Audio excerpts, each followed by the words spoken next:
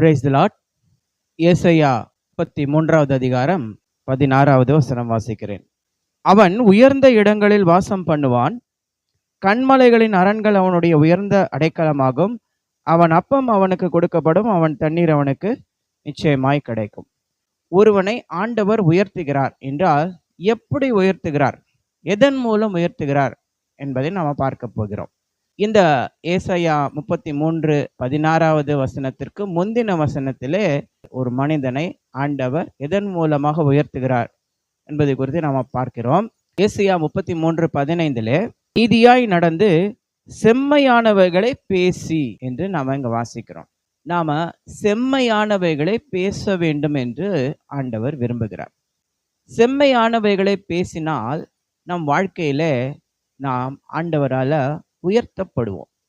நம்முடைய படிப்பாக இருந்தாலும் சரி, வேலையாக இருந்தாலும் சரி, தொழிலாக இருந்தாலும் சரி, அல்லது நமது ஊழியமாக இருந்தாலும் சரி, எல்லாவற்றிலும் ஒரு உயர்வு இருந்துதான் ஆக வேண்டும்.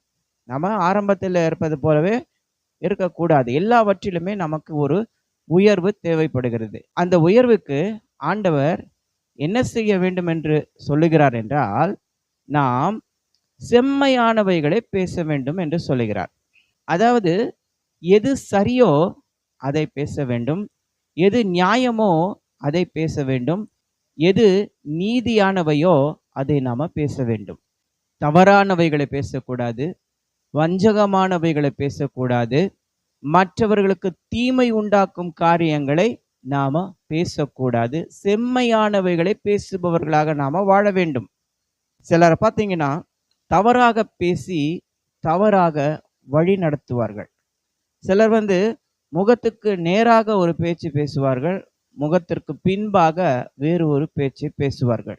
சிலர் அவர்களுடைய சுய லாபத்திற்காக மற்றவர்கள் நஷ்டமடையும்படிக்கு சில வார்த்தைகளை பேசுவார்கள். ஆனால் ஆண்டவர் நம்மை பார்த்து என்ன சொல்லுகிறார் என்றால், நீங்கள் செம்மையானவைகளை பேசுங்கள், எது சரியோ அதை பேசுங்கள் என்று சொல்லுகிறார்.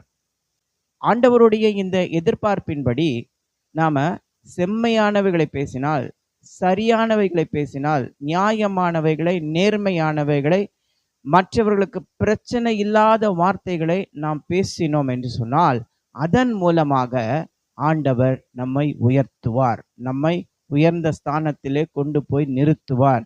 அப்படி அவர் நம்மை உயர்த்தும் பொழுது அதன் மூலமாக நம்முடைய வாழ்க்கையிலே அவர் ஒரு வெற்றியையும் கொடுப்பார். கர்த்தர் உங்களை ஆசீர்வதிப்பார். எங்கள் தேற்றரவாளனே,